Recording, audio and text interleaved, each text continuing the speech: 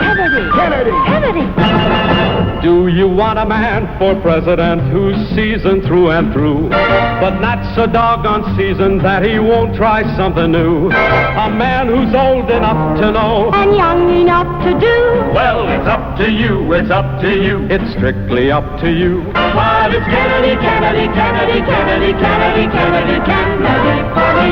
Kennedy. Kennedy. Kennedy. Kennedy. Do you want a man with spirit who is not afraid to fight? A man whose record shows that he will fight for what is right. A loyal man who'll bring the job a fresh new point of view? Well, it's up to you, it's up to you. It's strictly up to you. 'Cause it's Kennedy, Kennedy, Kennedy, Kennedy, Kennedy, Kennedy, Kennedy for me. Kennedy. Kennedy. Kennedy. Kennedy. And do you deny to any man the right he's guaranteed to be elected president, no matter what his creed? It's promised in the Bill of Rights to which we must be true. So it's up to you, it's up to you. It's strictly up to you. And it's Kennedy, Kennedy, Kennedy, Kennedy, Kennedy, Kennedy, Kennedy for me. Kennedy. Kennedy. Kennedy. Kennedy. Do you like a man who answers straight, a man who's always fair? We'll measure him against the others, and when you compare, you'll cast your vote for Kennedy and a change that's overdue. So it's up to you, it's up to you, it's strictly up to you. Yes, it's Kennedy, Kennedy, Kennedy, Kennedy, Kennedy, Kennedy, Kennedy for me. Kennedy, Kennedy, Kennedy, Kennedy, Kennedy,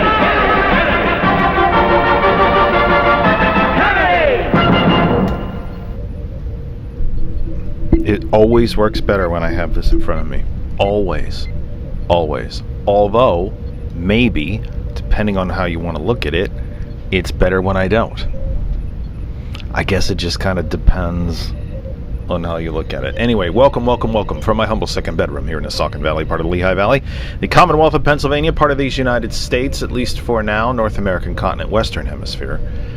I guess I should say at least for now that we're still the United States. I think that one might be on the clock. North American continent, Western Hemisphere. On this planet Earth, the only one we have. Third rock from the sun. In the Terran solar system, part of the Milky Way galaxy. This is TKE Tonight, the Kennedy Effect Tonight for the 8th of May. I was going to say for the May of 8th. Yep. I did. I almost did that one. Yep. For the 8th of May, 2025. So Donna tells me I have a bad echo. That's lovely. I have no other microphones working here. So just occasionally it is on your end, which I don't mean to say in any flippant or nasty sort of way, but it does happen that it's all on your end. I will say this. I now have, one of these days, you know what? Maybe I should do this now. This is not going to be pretty. I'm just going to do this, though, for fun. I don't think I have enough length. No, I don't think I can. So what I was going to do is show you the rest of the studio. I was going to show you the rest of my setup here. But I don't have enough length on the camera cord. I don't think. Oh, maybe. I might be able to do that at some other point. I thought it might be interesting for you to see my setup here. And now, here's where Donna's right. This is why Donna made me think of this. Is because, again, I have 3 Apple computers in front of me. The office has become very Jeff-centric. I have 3 Apple computers on this side of the desk. The main broadcast computer, the brand new one. Brand new as in, February, I think we got it. The laptop where I monitor Facebook, and the old broadcast computer where I monitor YouTube. So they have microphones in them. They have cameras in them. They have speakers in them. I have to make sure that everything is turned down or off and so on. So when Donna says echo, it very well could have been from that, but it doesn't appear to be that. So I guess that's a very long-winded way of saying I'm not quite sure. when you guys come back to me and say everything's off, it's garbled, it's slow, then I know I need to restart the entire system. That's when I usually need to know that. So as soon as you said that there was a problem, made me think to myself, I hope I don't have to shut everything down. It's going to be a really short show. Although again, maybe really short shows are good shows. Maybe they're better. Maybe they're better. Maybe. I seem to be very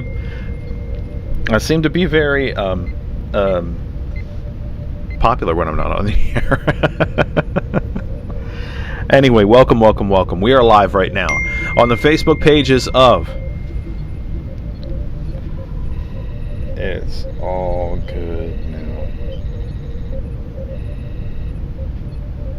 Sincere. Thanks.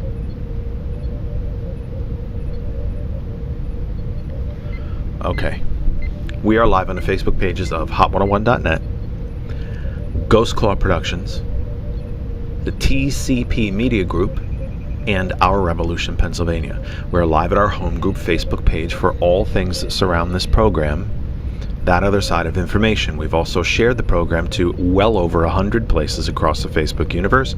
If you are one of those places that has allowed us to be part of your corner of Facebook, my sincerest, deepest, and infinite thanks. We couldn't do it without you. And 103 places have allowed us to do exactly that. Our program reaches. Doesn't mean that many people are listening. I know that they're not.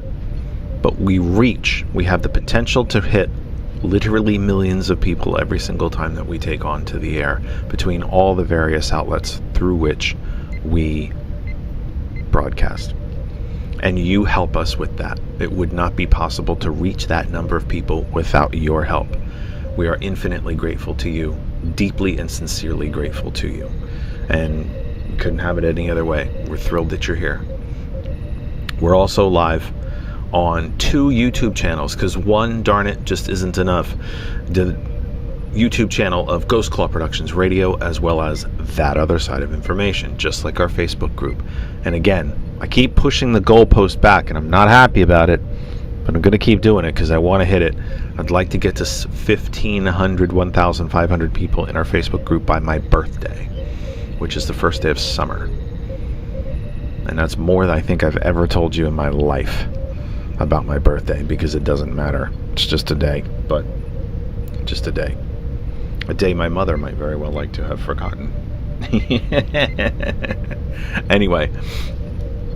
Hey, there's our first ad on YouTube shoved in there that we didn't ask for. That's funny.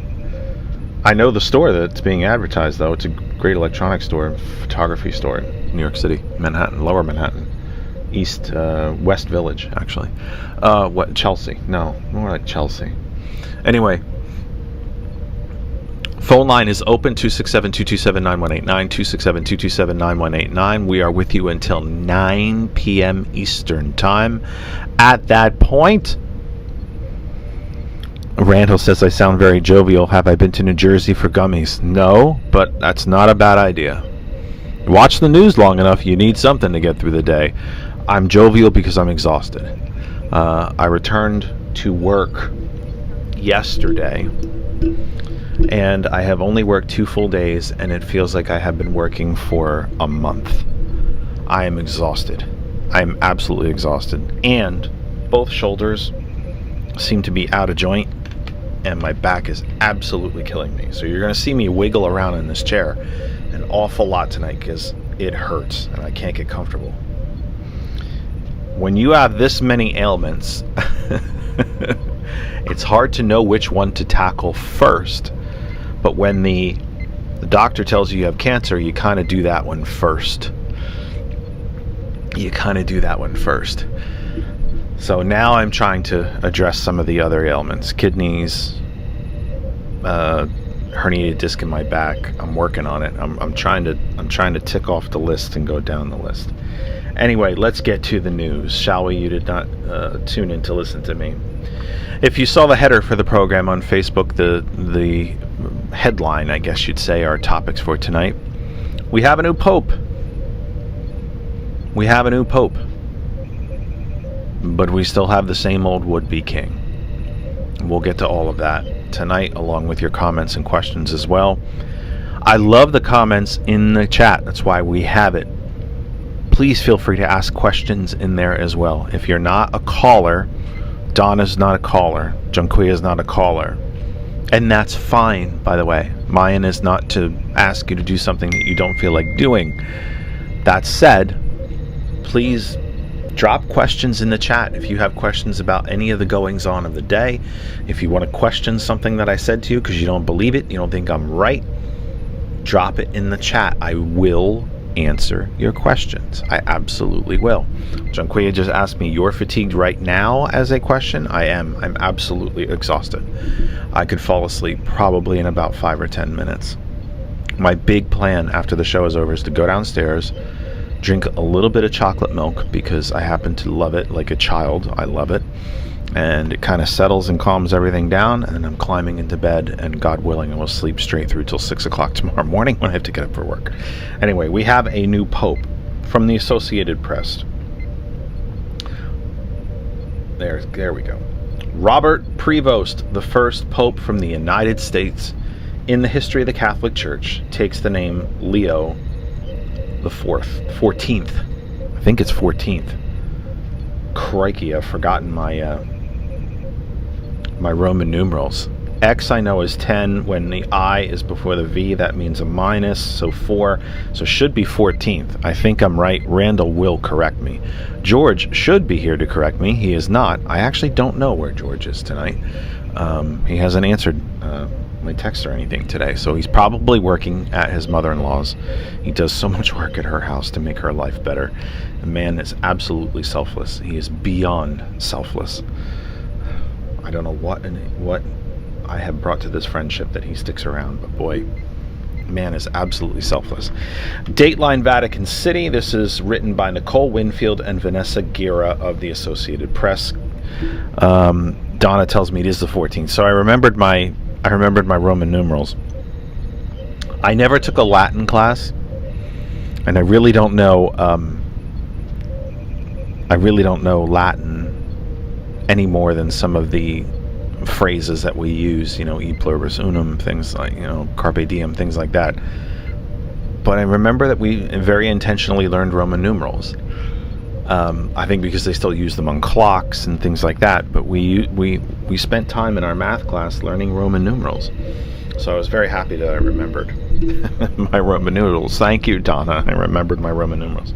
Dateline Vatican City. Catholic cardinals broke with tradition Thursday and elected the first pope from the United States, making the Chicago-born missionary Robert Prevost the 267th pontiff to lead the Catholic Church in a moment of global turmoil and conflict. Prevost is 69 years old, member of the Augustinian religious order who spent his career ministering in Peru, took the name Leo the 14th. In his first words as Pope Francis' successor, uttered from the loggia of St. Peter's Basilica, Leo said, "Peace be with you," and emphasized the message of, quote, "a disarmed and disarming peace," unquote, dialogue, and missionary evangelization. There's a word. Boy, triple word score, I think. He wore the traditional red cape and trappings of the papacy, a cape that Francis had eschewed on his election in 2013, suggesting a return to some degree of tradition after Francis' unorthodox pontificate. But in naming himself Leo, the new pope could also have wanted to signal a strong line of continuity. Brother Leo was the 13th century friar who was a great companion to Saint Francis of Assisi, the late Pope's namesake. Wow, that only took me, 3 tries to read that one?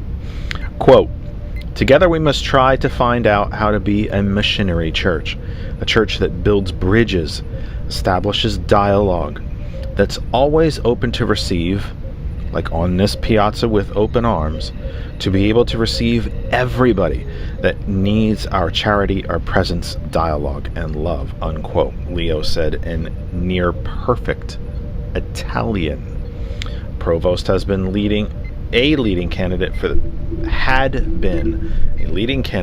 for the papacy, but there had long been a taboo against a U.S. Pope, given the geopolitical power the country already wields. But Prevost was seemingly eligible because he's also a Peruvian citizen and had lived for several years in Peru, first as a missionary, then as a bishop, and cardinals may have thought the 21st century world order could handle a U.S.-born pope. I can understand why church always was afraid of a U.S. pope, especially post-World War I, and especially even more post-World War II.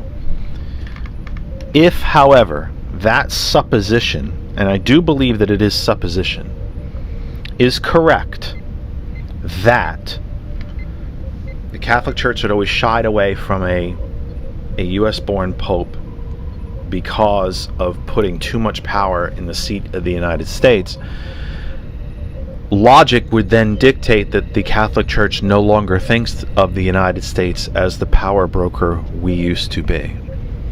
And they would be correct. Now also there's a prophecy. I'm going to give you some homework, everyone. There's a prophecy called the prophecy of Saint Malachi. I have no idea how to spell Malachi. I want to say it's Malachi, but I could be very, very wrong about that. His prediction was that Francis would be the last pope. And here we are with that. So I guess not all the ancient prophecies come to pass. We're not all Nostradamus. Donna asks in the chat, does the Pope have a lifetime appointment? He does. Leo the 14th, Mr. Provost, can serve until he passes.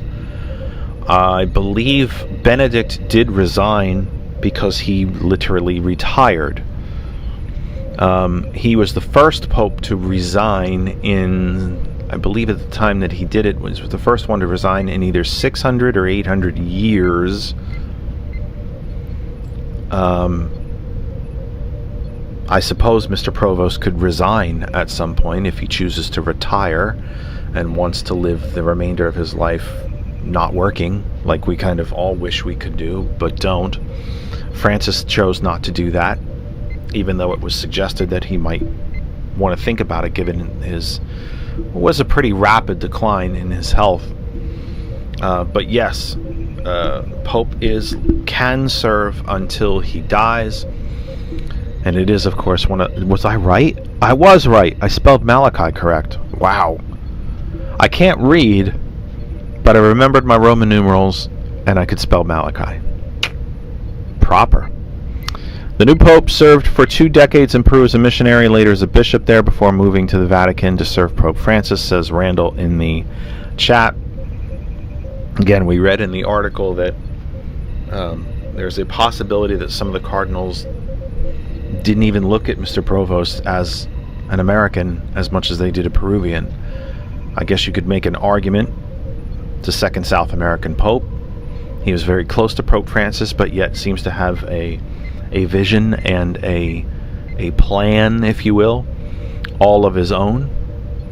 I suspect he's going to be a lot more like Francis than he'll be like Benedict or even John Paul. But Donna says I deserve 2 gummies for getting the spelling right out of my head. I'll tell you what. Okay, complete aside. I'm taking the entire show and I'm just setting it over here for a second.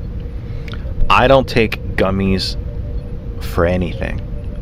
I don't take daily gummy multivitamins. I don't take daily gummy CBDs or pain relievers. I don't take gummies for any medicine that it can be formed into a gummy. I do not eat them. Why? Because I love gummy candies. Because I love them. I love them. Welch's Fruit Snacks are the best. Those are gummy candies. Sour Patch Kids, Swedish Fish, sour cherries, watermelon. I love them. I love them. I love them so much I don't buy them, and I won't eat. Well, I shouldn't say won't eat them. I will eat them when I can get my hands on them, but I usually don't buy them. So all of these vitamins and things that are coming in gummies now, they taste just like candy. So I don't buy them because I'll just kind of keep eating them, and that's not really good for you. You can OD on some of that stuff. I mean, like, you can take too many multivitamins. But anyway, yeah. So, going back to the article, since arriving in Rome, Prevost has kept a low public profile, but was well known to the men who count. That would be the cardinals that make up the conclave, who did the elections. I believe he was elected, I think it took 3 ballots. I believe he was elected on the 3rd ballot. Significantly, he presided over one of the most revolutionary reforms Pope Francis made when he added 3 women to the voting block that decides which bishop nominations to forward to the Pope to be made cardinal. I hope this is a good thing. I really do. I hope this is a good thing, because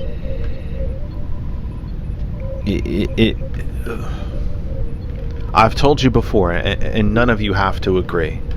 It's just something that I've done since I was a child. I have always looked at the Pope really more as the leader of the Christian church than just the Catholic Church. And I understand that there are Christians of other denominations who would really recoil at that. In fact, even in our own Moravian church, we consider Christ himself to be the leader of the church. That Christ in his form is still the leader of our church. But here, in a bodily form, in a more corporeal form here on earth, I've kind of always considered the Pope to be the head of the Christian church. And I know, as I said, I just said it 30 seconds ago, not all Christians believe that. But the Pope as the historical weight of the office of Pope, I think, is different than the head of the Eastern Orthodox Church. Can you even name who that person is? Can you name the name of the office of the head of the Eastern Orthodox Church? I cannot. The Archduke of Canterbury, actually it's the king or queen of England is the head of the English Church. They do have an Archbishop of Canterbury, but the head of the church technically is the monarch. We know who the monarch is, but do you consider the monarch of England to be the head of the Christian church on this planet, or the Pope? So I've just kind of always thought of it that way, and I think it's a terribly unique leadership position. It's not just a position of faith, although obviously it's deeply rooted and grounded in faith. I don't think it's just he says, about faith. There's a moral guidance there. There's more to papal leadership, I think, than just standing on the balcony and reading from the Bible and conducting masses. There's an example. There's a weight to the words that come from the Pope. There are few leaders on earth where every time they speak, the rest of the world takes notice. The presidency of the United States is one of those still.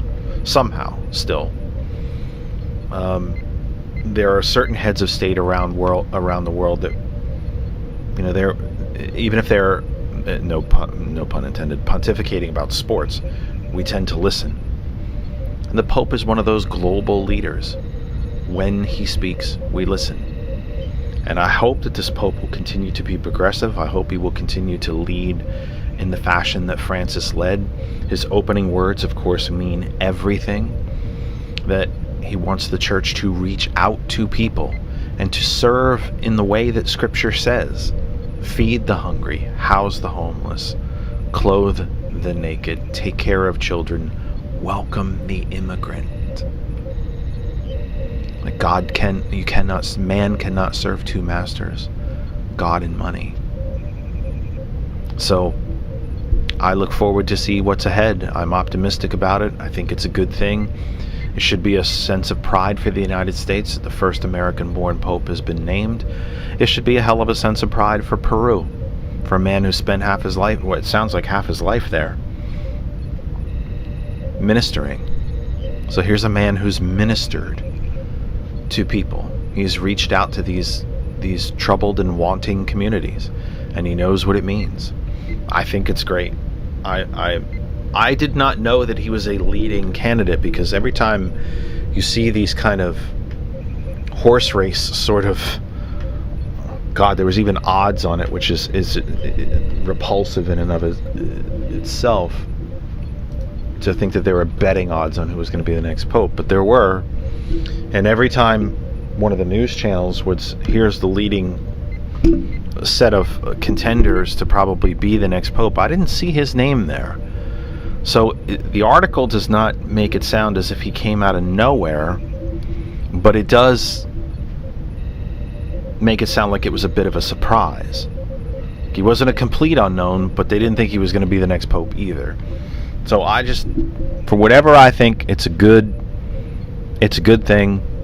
I'm optimistic about it, and I hope that he will lead in a very Franciscan type of manner.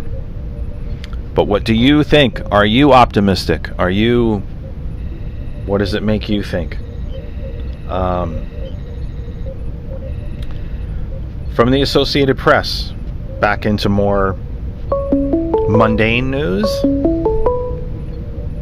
Oh, mouse, you're fighting with me. Oh my God, this whole thing changed. Holy crap, the whole screen changed for Google Voice. Whoa. That's interesting. I have no idea what that means. But thank you for it means that the software program that I use to answer the phone has had a complete makeover, and I did not know that, and I just realized that for the first time. That anyway, go ahead. What do you got? They're all making over like Facebook used to get I can't remember what it's called. Feed. It's called, or maybe it's called Feed now.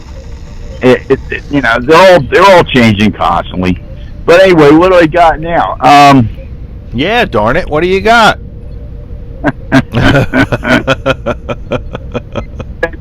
Since Pope Francis appointed 85% of the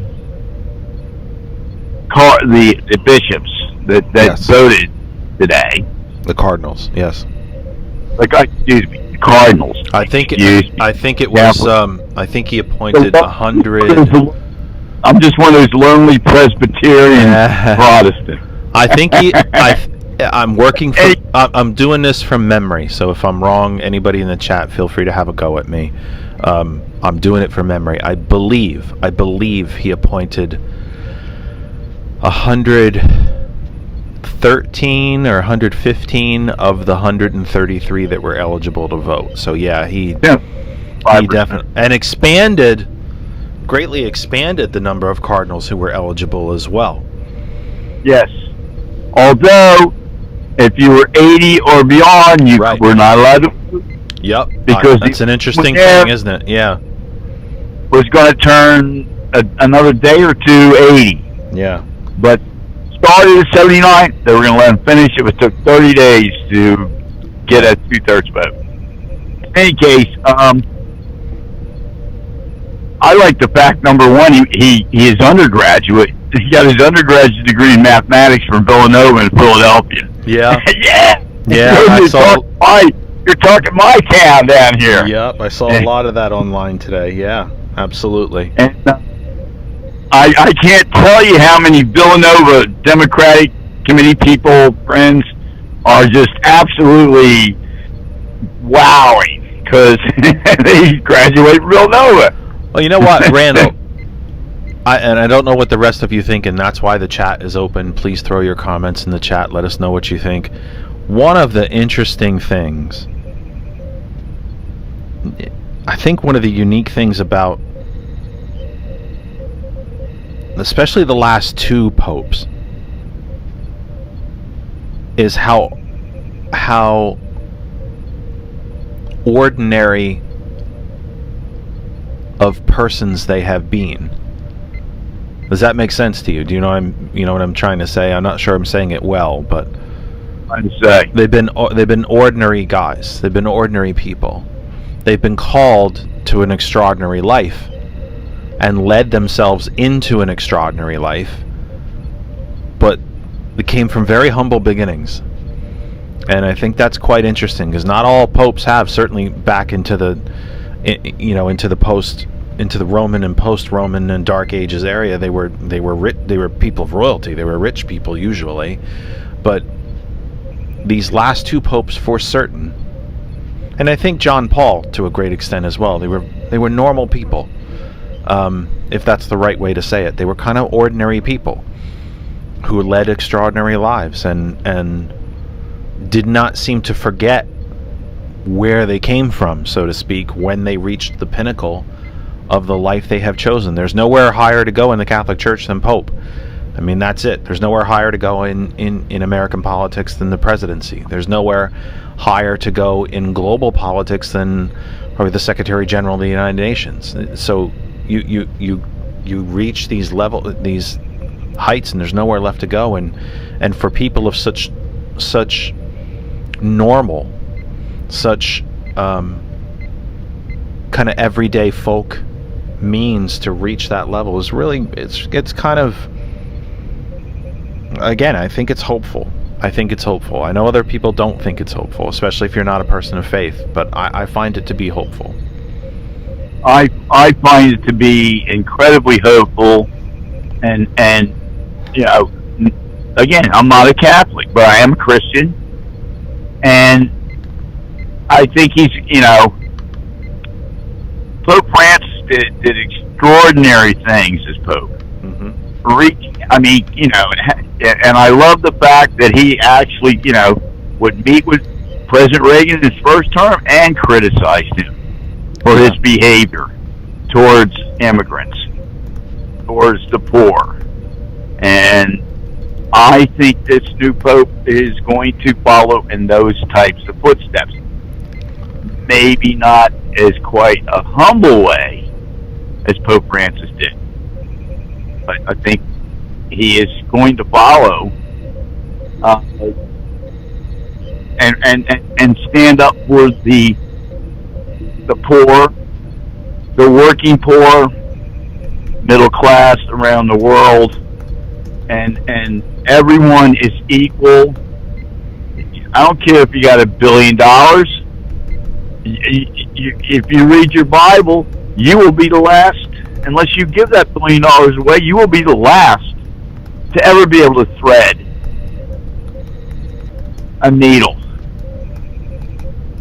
to go to heaven. I believe that in my Christian faith. But in any case, I'm very, very happy. And all my Catholic friends down here in Southeast PA, they're very, very happy about who was chosen. Yeah, it should be. It's a sense of pride. It's like, when your local sports team wins a championship. It's a source of local pride. When your alma mater wins a championship, when or builds a brand new school, or has a series of Rhodes Scholars. It's all, if you're City of Bethlehem, where you have the top main street, voted the top main street in the entire country on USA Today. These are sources of pride, local pride, and there's nothing wrong with that. Pride, no. Vanity can be a bad thing, but pride isn't always necessary. Stubborn pride can be a bad thing. Arrogant pride can be a bad thing, but pride itself, not so much. If pride is what helps you get out of bed in the morning and can help you stand up straight and feel a little good about yourself, then I'm all for it. But yeah, the original Native Americans,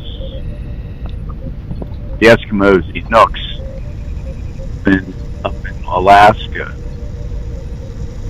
before white man civilized them, quote unquote, air quotes. They have 20 different words for ice. Yep. A specific word describing specific type of ice. And us, the English language, you only have one word for love. Whereas other languages have more. Yeah. You know, you go back to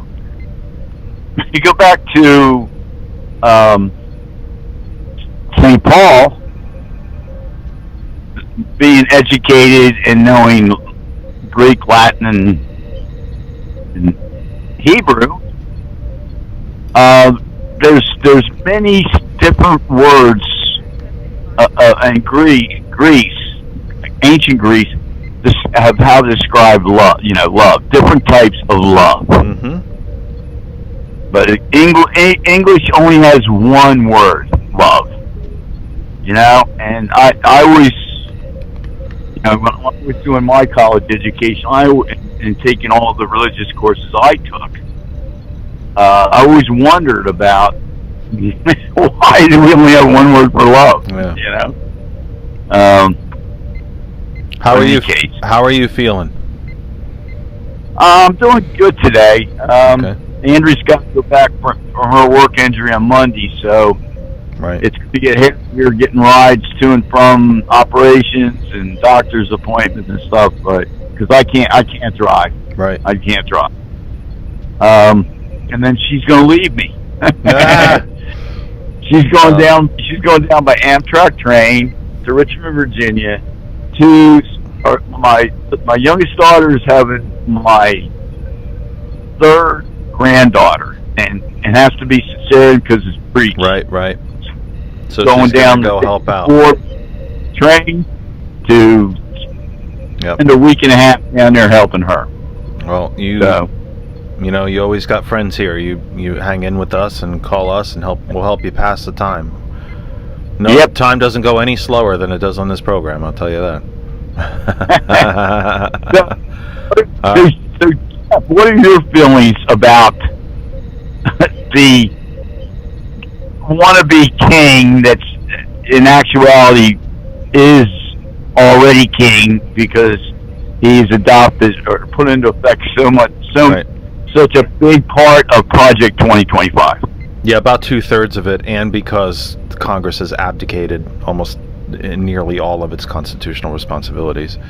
What do I think of him generally, or something specific? And you know, like you know, me and the wife were watching. We switch back and forth between him.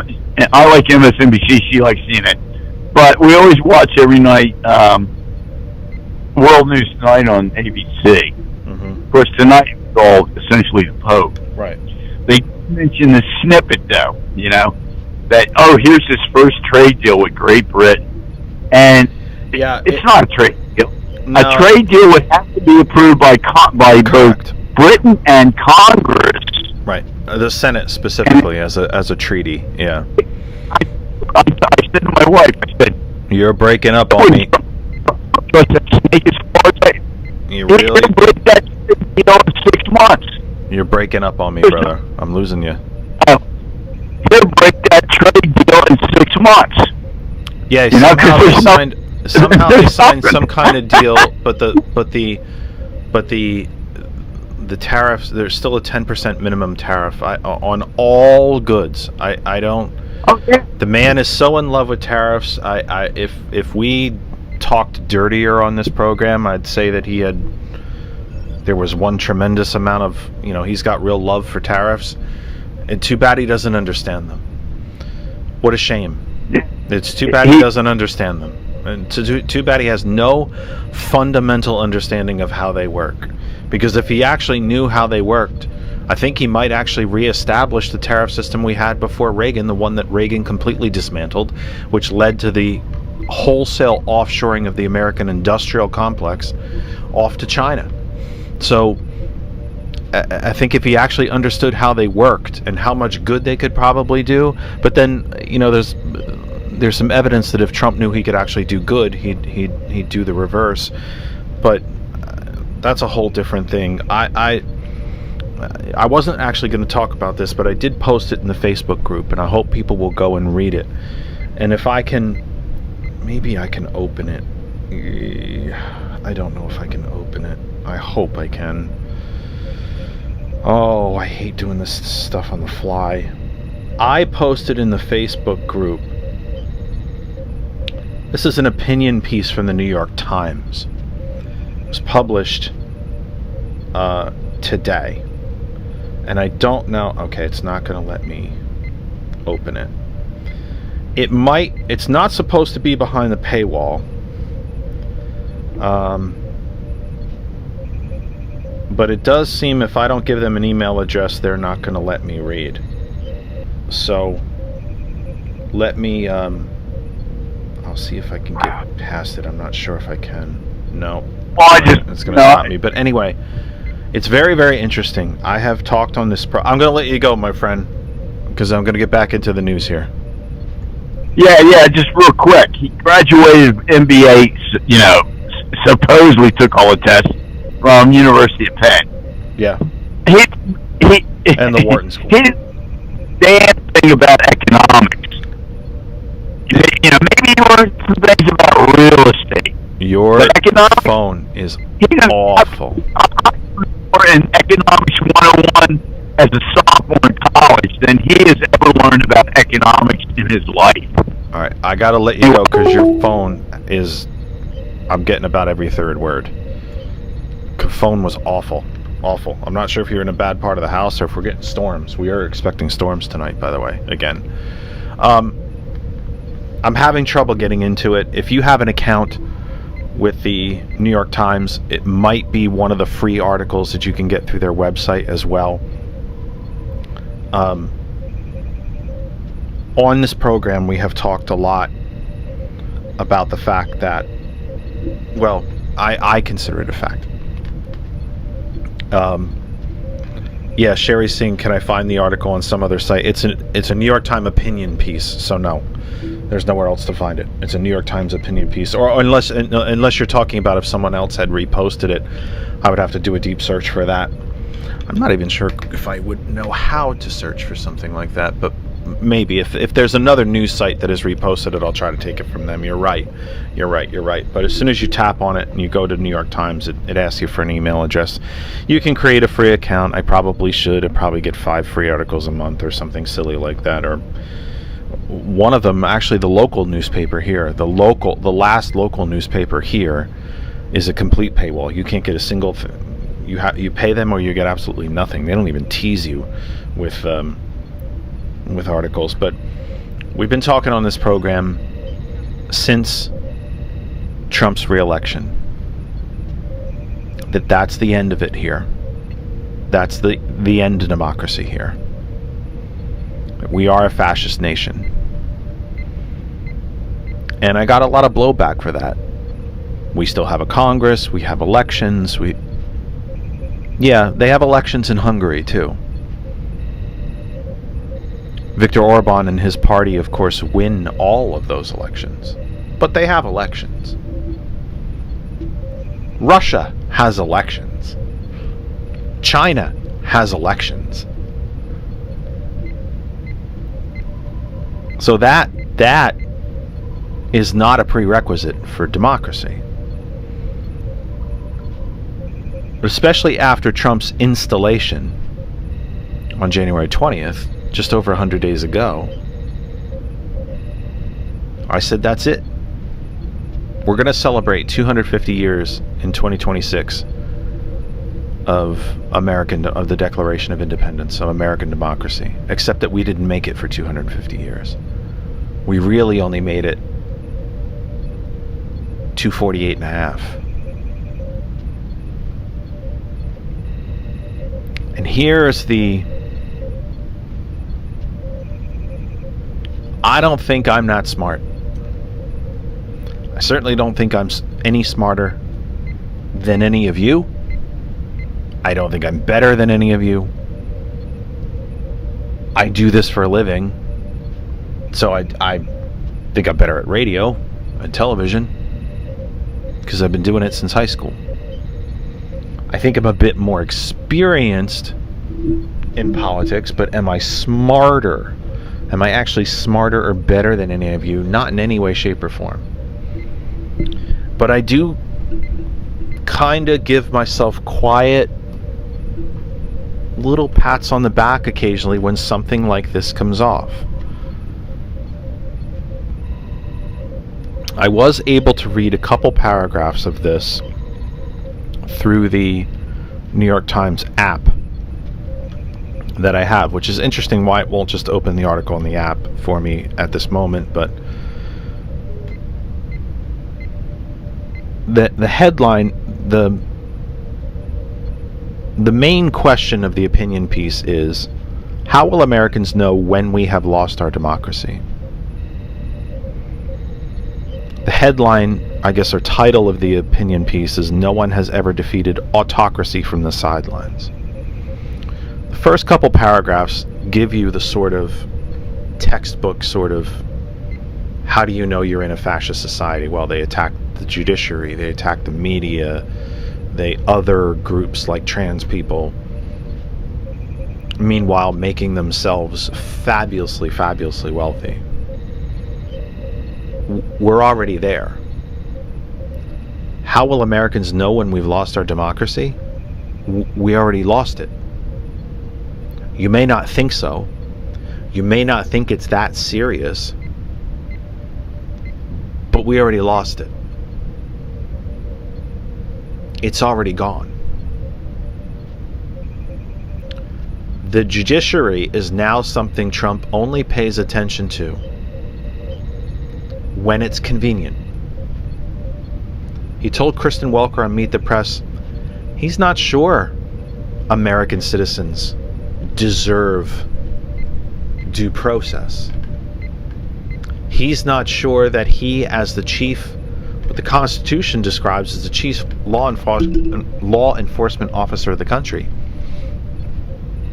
whether he is obligated to provide due process. Of course, it would be a violation of his oath of office. But then again, we knew he had already violated his oath of office as soon as he took it. To uphold, protect, and defend the Constitution. He doesn't care about the Constitution. Fascist Trump Republicans don't care about the Constitution. Congress has abdicated nearly all of its constitutional responsibilities to the executive branch. And by the way, little side note, when I say Trump, I don't mean just him. He's not that smart. I'm talking about the cabinet that surrounds him, the billionaires that own him, and especially Stephen Miller. One of the darkest, most dangerous human beings on the planet. He's got everything but the mustache to be very 1930s Germany. And I'm not going to descend into Godwin's law. I'm not going to lose my own debate. Stephen Miller's missing everything. He's got everything going for him except the mustache right here. You know what I mean. So when I say Trump, I don't mean just Trump. His family, who by all accounts have already raked in probably $1 billion since Dad's been back in office. Continue to notice, by the way, how quiet Ivanka and Jared have been and how completely out of the spotlight they've been. Doesn't mean they're not still benefiting financially. They are, but at least this time they're out of the spotlight. Even the two sons have been relatively quiet, not like the first term. But the people that surround Trump, his cabinet, his enablers, the billionaires that own him. So when I say Trump, I don't mean just him singularly. I mean the entire orbit, the entire solar system that is around Trump. But it's very, very interesting that the New York Times seems to have come to the conclusion that we've lost democracy already. I think their opinion piece is meant to tell you we're already there. How do you know you lost democracy? This happens. Oh, but that already happened. Well, this could happen. Oh, but it's already happened. look out for this. Oh, by the way, that already happened. I've told you on the program almost every single episode, every time that we're with you. I have the 2025 elections, local, school board, and county elections, and some judicial elections have never been more important than in 2025. Those of us who would like to see democracy restored, not strengthened, but completely restored, not saved, it's already too late, but restored, would like to see this country return to democracy. You better vote this year. When there is no Department of Education, your school board's going to have to bear the brunt of that. Your county governments can be a stalwart against what the federal government does to you, especially when it's looking out to do things to you. These are vastly important elections this year. Mike, how are you? I'm doing great. We got you got about 5-ish minutes, please, sir. Well, I don't even need that. All we need to bring down this madness is for Trump to die. It's really it. Because MAGA won't, do you think J.D. Vance? Who's going to run MAGA without it? Well, it's interesting. Trump was asked in that same interview with Kirsten Welker who he feels his heir apparent is. And he named two people, J.D. Vance and Marco Rubio. Neither of them has that whatever strange pixie dust falls off of Trump and makes people cult-like in their behavior toward him. Neither J.D. Vance or Marco Rubio have that. So I'm kind of with you. And when they speak. Well, we spent a whole program, and maybe I need to do it again. We spent a whole program a few months ago talking about the difference between a cult and a movement. Cults die when the cult leader dies. Movements can continue after leadership of a movement dies, because normally the leadership of a movement is much more diffuse than it is in a cult. Cult tends to circle around one figure. So you may very well be right. I don't think that they're going to be Scientology. They're not, L. Ron is gone. It would take another Davis miscarriage to create something like Scientology. They're very small. And, MAGA is so much bigger than that. But I don't think they're a cult. I think they're just a mob. They're just a gang. And without the gang leader with Trump, I don't think that this can last. And you know what? You may very well be correct. I think those two words, mob and I'm sorry, what was the other one? Gang. They're a gang. They're a lawless gang. I think they're just criminals. There's no partners in crime. So nobody's really a partner with Trump here. No. They're just going along. He's playing the Godfather. They want to get rich. He's the dumbest Godfather ever. But that's what he's doing. They want to get rich. Yeah, I think those two words are really good ones, and I need to remember them. I think those are additional. There's a lot of cult-like behavior that goes with it. If you don't believe it's a cult, God bless you. You don't have to. But I think the two additional descriptive words that you used, gang and mob, I think are very, very applicable for whatever my small opinion means. But I think they're very applicable words. I think they're very, very fitting. Yeah, and I should try to remember them and use them more. Because, he learned from the greatest mobster, Roy Cohen. Never apologize, always attack. Yep. Yep. And it's also very strange. The MAGA didn't want to see that Apprentice movie, but it's just, I don't know if you saw the Apprentice movie, but it's absolutely hilarious. Because also Roy Cohen was the biggest queen you ever saw. Yep. But he was also very, very focused and vicious in a way that Trump tries to emulate, doesn't quite get there. But, correct. but he's got it. But anyway, I'll let you go. I do think we need to draft Bernie to be our Grand Rabbi of America. What do you think? He might already be, to be honest with you. It's an idea. He might already be, to be honest with you. But excellent. All right, but thank you. It would give his pronouncements. It would give his speeches a little more oomph. So I'm calling on all my Jewish friends. Let's get behind this idea. I'm a big atheist, but I would follow the Grand Rabbi of America if it was Bernie Trump. Sounds good, sir. Thanks so much. Have a great night, man. You're very kind. Thank you so much. That's Mike. That's great. I gotta say again, man.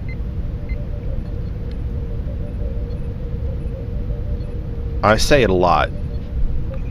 If Randall and Mike can teach you nothing else, please, I hope they have taught you that it's pretty damn easy to call the program. Doesn't hurt a bit. It's just a conversation. It's just you and I talking on the phone. Is the entire audience listening? Yes, they are. But you and I are just talking to each other on the phone. Not a big deal. I wish one of these days, one of my great radio wishes is to come to the end of a program and say to all of you waiting on the phones that I did not get to.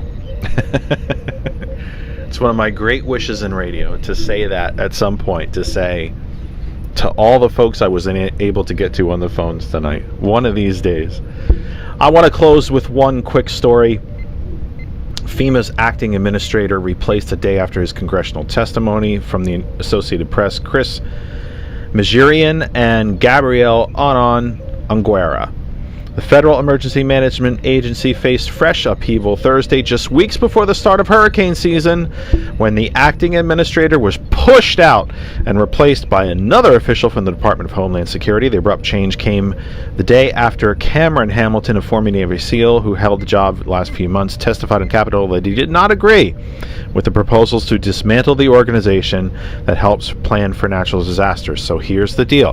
He said flat out, I don't think this agency should be dismantled because it's entirely too important.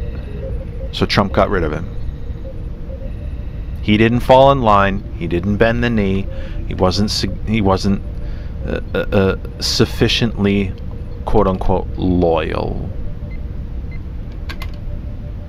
Mike in the chat says maybe some Larry King suspenders would make them call. I only wear suspenders when I dress formally. I only wear suspenders. I do not wear suspenders as a regular course of business, so to speak, but I only wear suspenders when I wear a suit. Take that. There's something you didn't need to know. There's 30 seconds of information about me, 30 seconds of your life you're never getting back. You're welcome. It's 8:59. We've come to the end of the program. Here's our plan, folks. Here's the schedule. We will not be with you on Sunday. It's Mother's Day. We never, I think since the inception of this program, we have not done a show. Maybe our first year we did because we didn't know any better. We weren't terribly smart then. We will not be with you on Sunday. It's Mother's Day. Please, if your mothers are alive, make sure you spend time with them. If there is someone in your life who is a mother figure, a grandmother, an aunt, maybe your mom's best friend who is an aunt, but not aunt by blood, you know what I mean. Hello, Des Moines, Iowa. You're on the air. You're funny, Mike. That's really funny. I can't do a good Larry King, and I'm not going to try. You should spend time with them. It's Mother's Day. You don't need to listen to me blabbering on the radio. We will be back with you on Tuesday, which is the 13th. We will be back on the 13th at 8 p.m. on all of our broadcast platforms.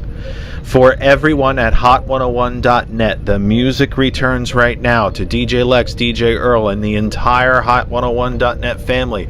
My sincere thanks for allowing me to continue to be part of this family. And don't forget, Caliente101.net is live and on the air. If you like Spanish language music, you like salsa music, you like, I don't even know, Caribbean, I don't even know all the good labels or terms to put it in.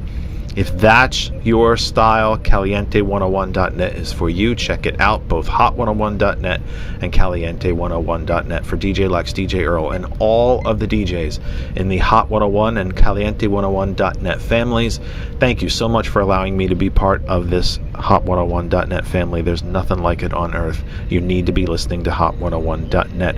The music for you returns right now. We will see you again Tuesday night from 8 p.m. For everyone at GCPR, Ghost Claw Productions Radio. I actually do not know what's on after us. T. Nathan is here from 11 with Conversations with T. Nathan. Thomas returns tomorrow morning, Flag on the Play Friday, to wrap up your broadcast work week. We will be back on GCPR Tuesday night, the 13th, from 8 p.m. And hopefully George will be back with me as well. I honestly do not know where he is. But anyway, I hope that you will be there with us as well. So for everybody at GCPR, for Thomas and Gilbert and Gambert, and everyone at GCPR, thank you so much. I'm so proud to be part of the GCPR family as well. T. Nathan from 11, Thomas tomorrow at 8. We'll see you again on Tuesday. For everyone on all of our video broadcasting platforms, I've really been tripping over my tongue tonight. We will not be with you on Sunday. It's Mother's Day. Spend time with family. We will be back Tuesday, the 13th, from 8 p.m. for Lynn and George and Kristen and Daisy the dog and, of course, April Riddick. I'm Jeff Kennedy. We've done about all the damage we can do for one night. We'll see you again Tuesday from 8 p.m. Until then.